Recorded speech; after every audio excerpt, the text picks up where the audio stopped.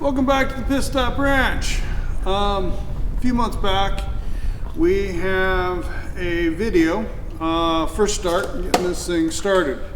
It's a 1961 Corvair, and we finished it with just a general, we're not far from getting it running and operating, making it a driver. And then, of course, we built the building. So anyways, this video, we're going to get back on the Corvair here and get the last few steps of making it a driver. What remains is carburetors, whereas we can get it to run and sort of idle. The accelerator pumps are shot, so we need to go through and rebuild the carbs. The thing is, brakes are no good. So absolutely, the brake pedal goes clear to the floor. The brake master cylinder looks brand new, completely new, and it's not leaking any brake fluid out of anywhere that we can see. So our best guess is the master cylinder is, though brand new, it has been sitting in this car so long dry that it's completely shot. So this video, the goal is to make this a driver. So we're going to go, the first thing we're going to do is go through the brakes, and then when I need to get parts for the brakes, then I'll shift over to rebuilding the carburetors, putting those on, and then hopefully finish the video out, putting any new parts on for the brakes that we need. So enjoy, and let's get started. Okay.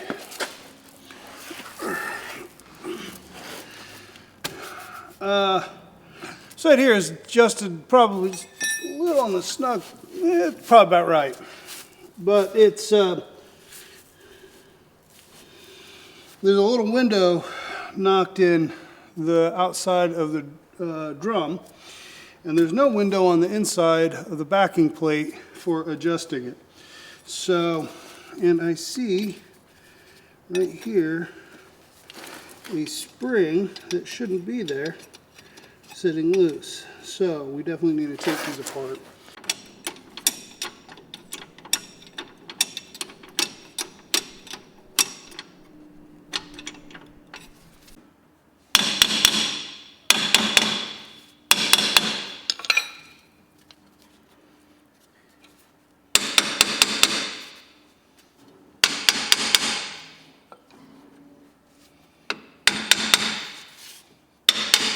Okay, it's starting to come.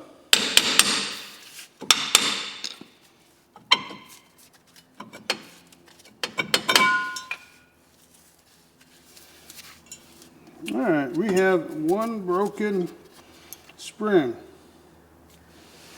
The interesting thing is the rest of the springs, well, the cap is corroded there and there. That's completely loose. This is the, okay, so this is the spring that goes down here.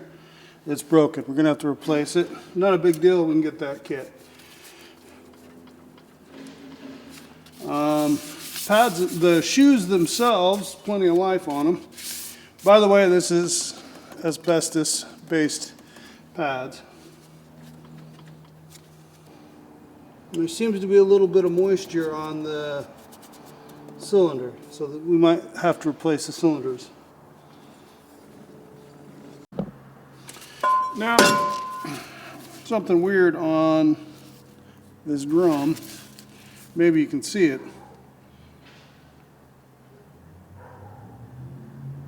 It's an awful lot of holes punched in this thing. Something else to bring in for. We got these spring defeaters in here, several of them, and both sides. So usually these are installed the other way around, and they're used to squeeze the spring down to effectively create a lowrider situation. In this case here, they're installed upside down, or these saddles are installed upside down in order to lift the back up. So these springs are pretty saggy. And if you noticed, this thing rides like it's a front engine vehicle with no engine in it. Its nose is way up. So that's fine. Right? That's not a big deal. The fact that this is crudely torched off here, that's also, we can ignore it. Perfectly safe. No problem. Yeah. No worries. Okay. Moving to the front. I'm hoping that these drums are not pressed onto the hub, because prior to sometime in the mid-60s they stopped doing that, but it could still be the case for the front. The rears were not that way. The front could be. So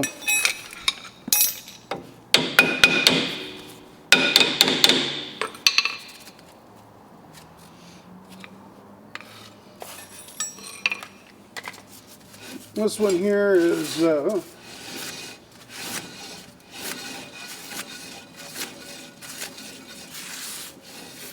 now that's broken free. It's adjusted way too light. It should have been tighter, and that could be the problem all along. Is none of these are adjusted properly. So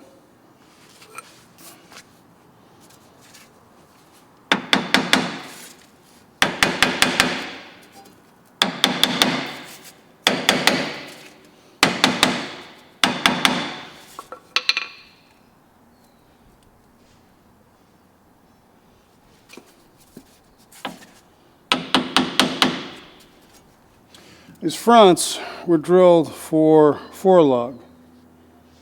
Well, the bets the back were actually drilled for 4-lug as well, but someone converted it. I wonder if someone converted it to 5-lug to run those 5-lug rims.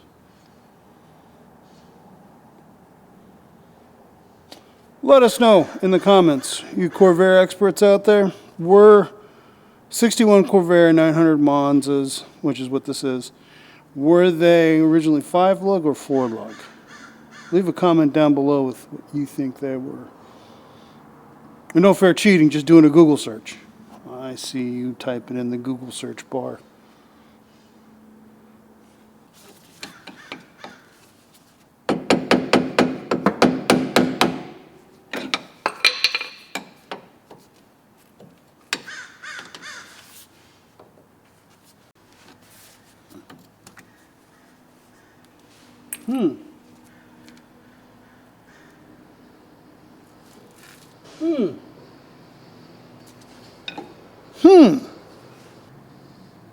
There's no cotter pin. I'm glad I pulled that off.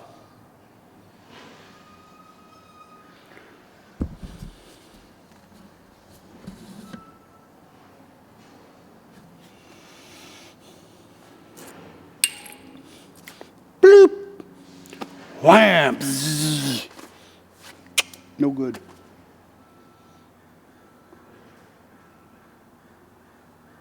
Some grade A Charlie Foxtrot here, guys. All right, keep going. So,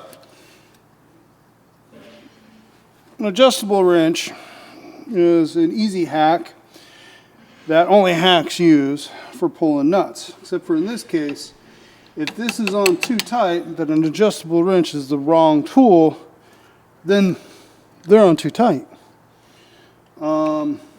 So when, yeah, okay, preload is fine. It's loaded up properly, which is to say, just brought up so everything mates, there's no give. But you don't need to bring them up so tight, because the problem is it's easier to over torque them, and then what happens is you burn out the bearings pretty quick.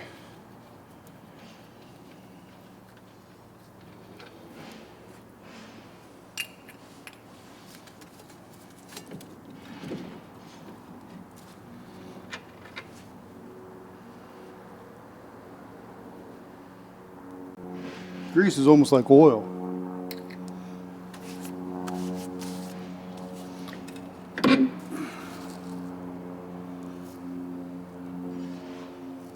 That grease is pretty thin. This wheel cylinder is shot. Now again, the springs and stuff look shockingly new. So like, for the most part, someone's gone through and done these brakes. They might have not done them very well. So, well, one more to pull apart, but it looks like we're looking at a set of wheel cylinders. I won't lie, these hoses are sketchy. I should probably, what I'm going to do is I'm going to go ahead and pull an example of a front and a rear, and then we'll roll up to SoCal Corvairs and see if they have any in stock. Set of hoses too. Okay, so I got the brake line off. Took a little bit of the old torch and a little bit of stupid monkey strength, and got the line off and got the the cylinder out.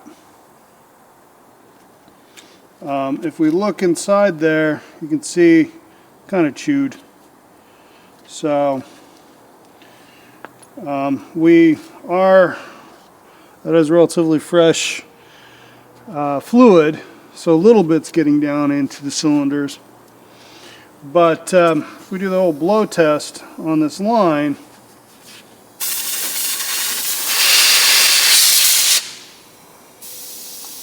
and it really, you can hear a little bit coming out, but it's not free flowing.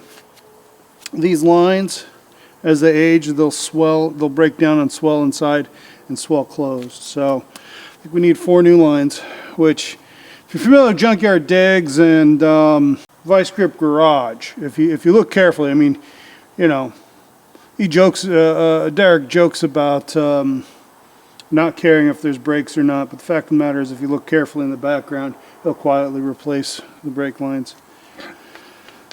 The hard lines up in the car seem to be in acceptable condition. We need 4 wheel cylinders, 4 soft brake lines, and 1 hardware kit. Okay, we got all the parts we need to finish up the back brakes. Unfortunately, they didn't have the cylinders for the front brakes, so we're gonna have to pick those up here on Monday and finish the job, finish the fronts up then. So what I'm gonna do is go ahead and do the backs. Okay. That's on tight, which took far longer than it should. New lines on, so new wheel cylinder. It's dragging ever so slightly, so it's adjusted pretty good.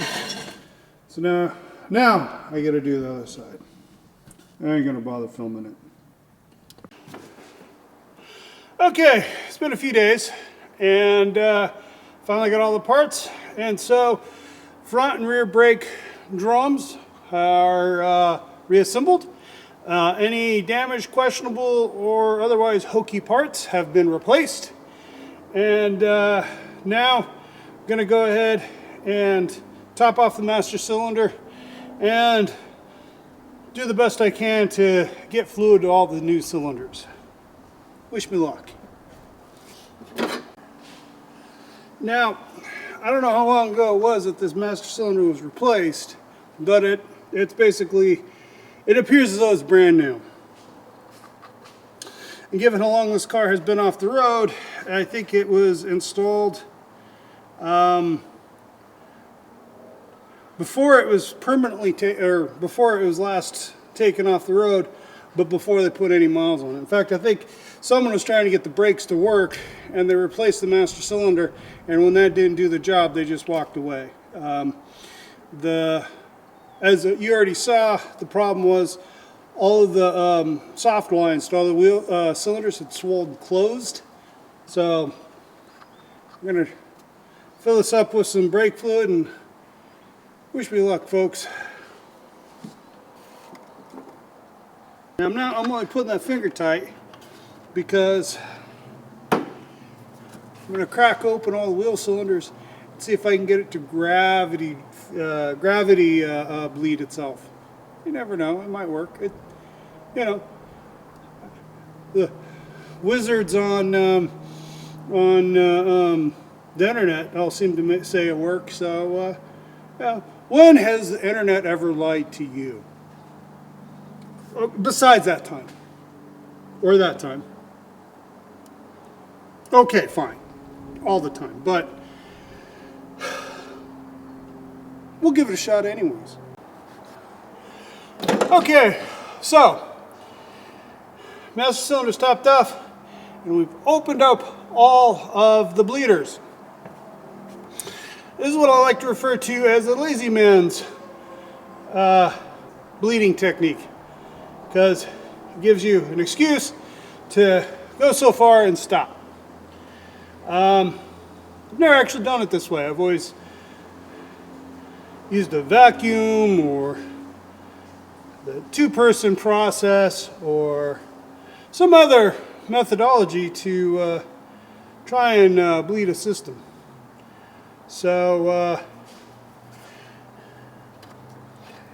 we'll keep an eye on this level, and we'll keep an eye on the mess at the actual wheel cylinders, and I'll report to you if Lazy Man's method works. In which case, yay! I'm never going to not use it again.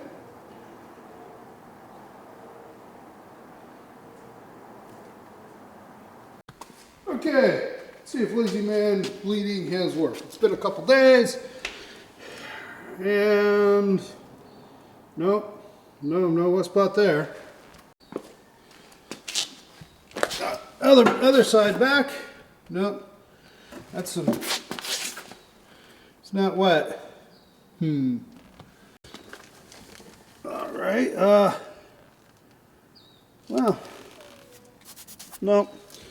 Still not wet. What's that? It's wet! Yay! Holy crap. Well, it's down a little bit. So,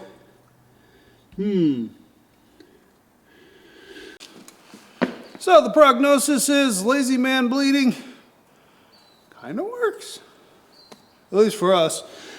It's been a couple days, so either the other bleeders weren't open enough, or I don't know. So we're gonna do it. We're gonna force it with a little vacuum pump setup, and then actually do a final bleed job once we got another set of feet available.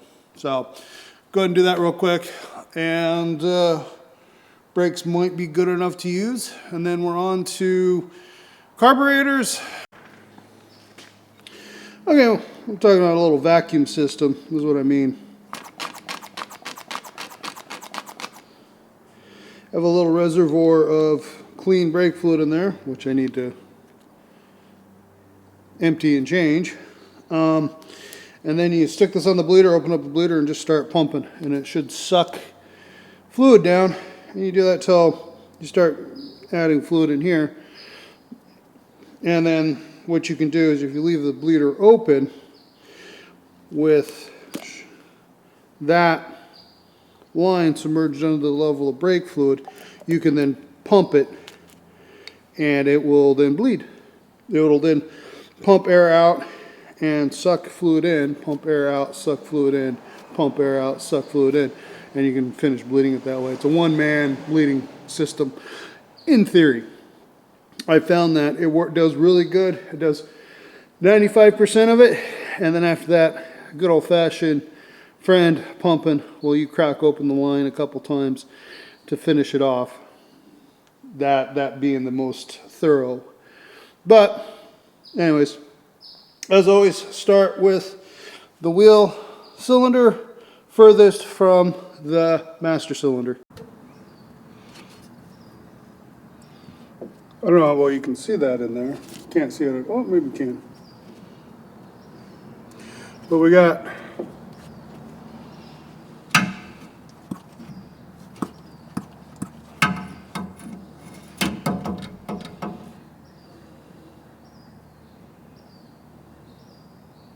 it's starting to look like we're getting there. Okay, I did the best one-man brake bleed I could accomplish. Got good pedal feel. So we'll do one last round when I have an extra set of feet available to pump the pedal, and then after that I'm going to declare the brakes fixed, done, good to work. So at least now we can stop. Next is we got this thing started. Well, I wouldn't call it a runner. We got this is Monza, so it's the dual carburetor setup, and they've been sitting a long time. We could pour fuel down them. We put the new tank in, put some gas in it, and we can get it to sort of idle. But of course, when you blip it, the accelerator pump doesn't do anything, so it coughs and sputters and doesn't quite work. So we need carburetor to rebuild the carburetors. Now, we both swear here at the ranch we bought carburetor rebuild kits for this thing, but I can't find them. So I guess I'm running off to California Carburetor yet again to pick up some carb rebuild kits. Anyways, it isn't officially a project until you make 3 runs to the parts store. That's going to be a problem. Someone vice gripped the nut on. Almost makes me wonder maybe if I should try and make a new line or just live with the channel lock vice grip instead of a proper, wrench. Some people, right? Alright, we have our 2 carburetors here. Apparently, they use the exact same carburetor in the full production run of the Corvair from the very beginning. No change. Whether it was a single carburetor or the dual carburetor, it was always this Rochester 1-barrel.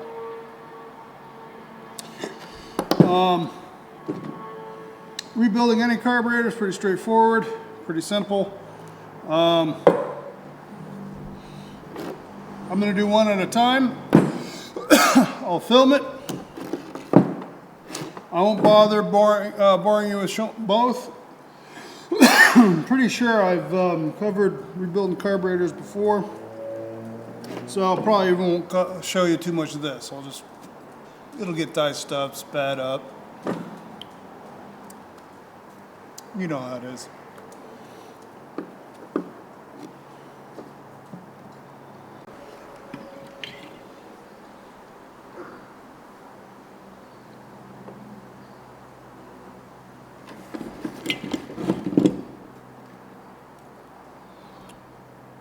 Yummy.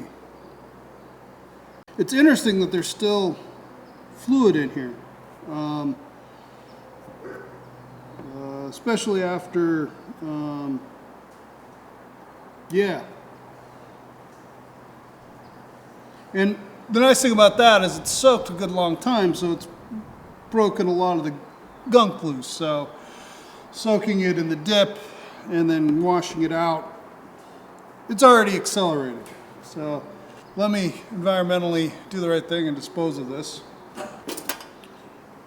California Corvairs, guys I'm dealing with on this project, top notch, or guy I should say, I've only really met one gentleman. Really helpful, really knowledgeable, no nonsense. Check out their website, check them out.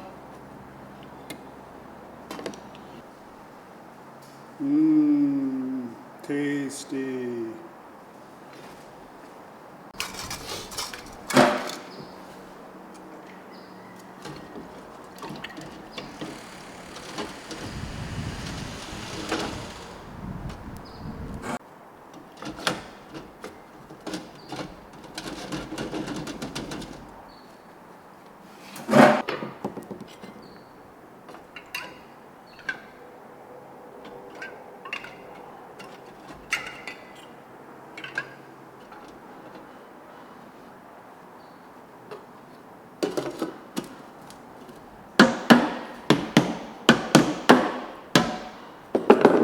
Now I let that soak for a bit.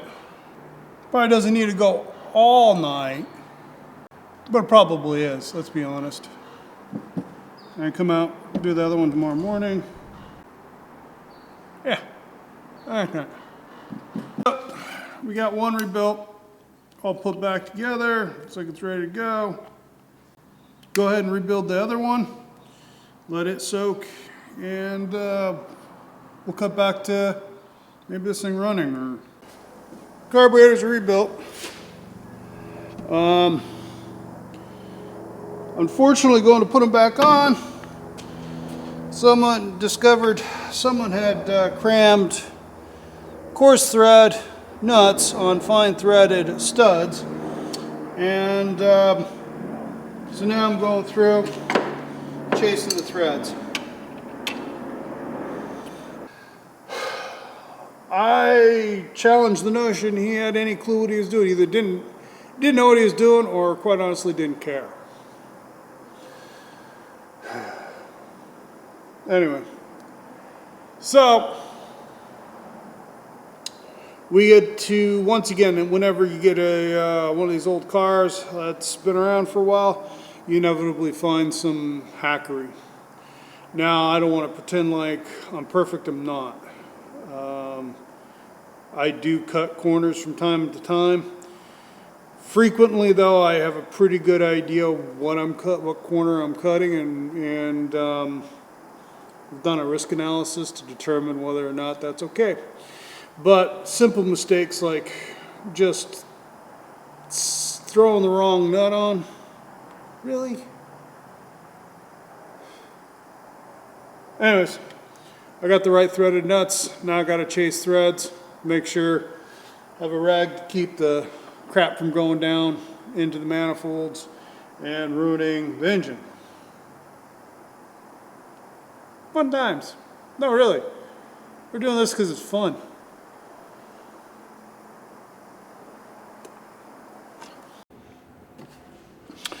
Okay, as you can see, got everything back together more or less.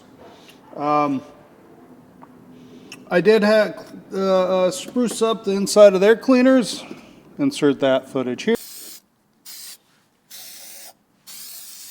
I didn't shoot the outside because then this would all be clean and pretty, and this wouldn't. So I kind of figured it should keep it matching.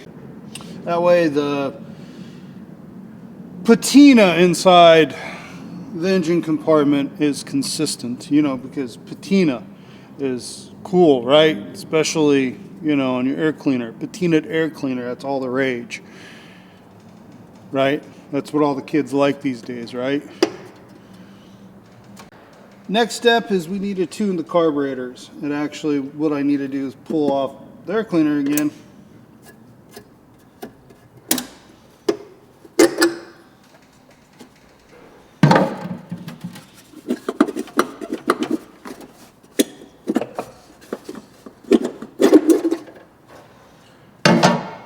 New air cleaners. Fill the float bowls with gasoline, and then fire it up and check. Use these vacuum ports.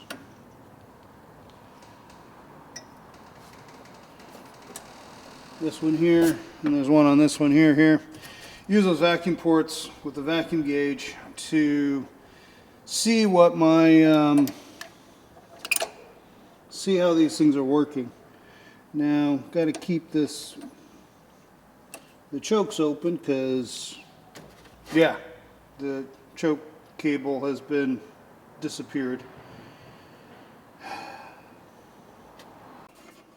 All right, carburetor synchronizer. Little control bleeds here to try and dampen out the pulses, and then we get it running, idling, and then we can sit and adjust, make our adjustments on the carburetors. And then we got a running, should be balanced and therefore working properly, not one side's working harder than the other, and go from there. Okay, put too much fuel down carburetors, got my tachometer set up. So, see if we can.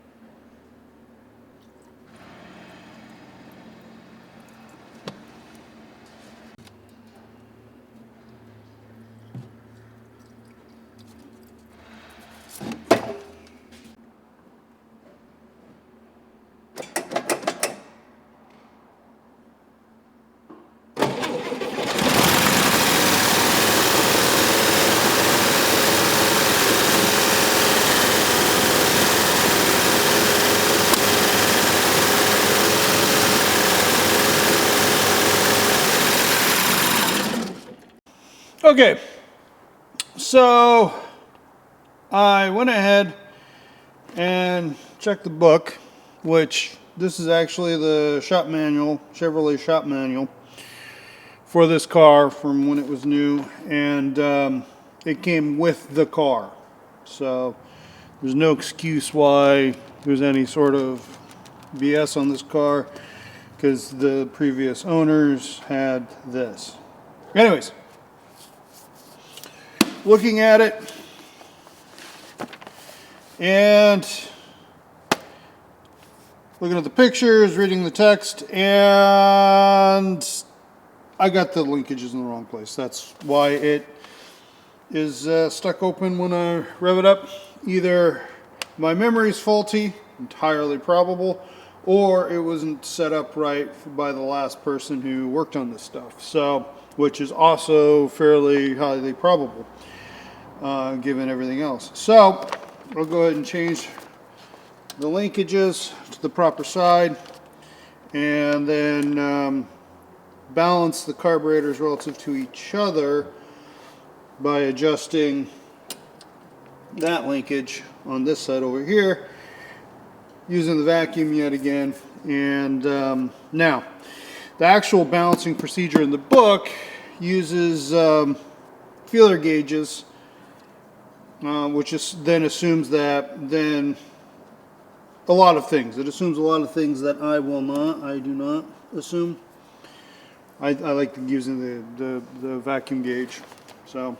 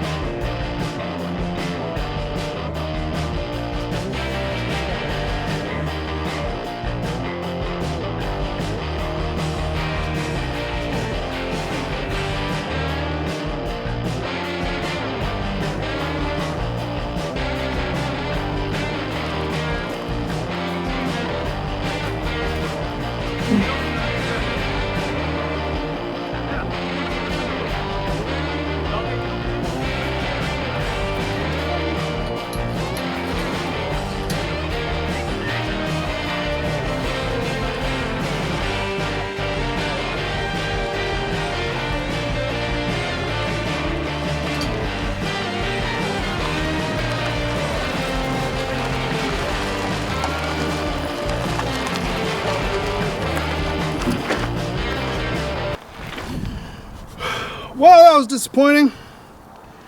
I am not too sure how much of that you cut. This thing's knocking and pinging like there's no tomorrow, which I'm pretty sure means that the timing's way advanced, which would explain a few things.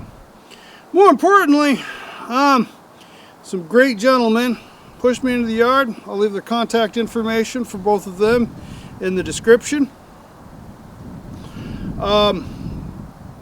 If nothing else, it was hella profitable because I met a couple more feller hot rod customizer car guys that live within 2 blocks of me.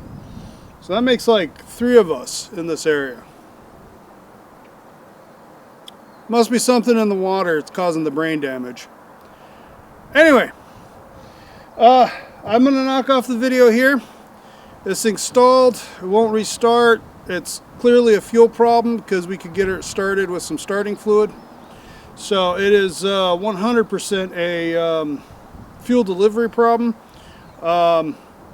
Possibly crud in the lines got plugged up the carb filters. More likely the fuel pump, which were surprised it pumped fuel, well, it doesn't seem to be pumping fuel anymore. So drag it back to the shop and see what we can do about that.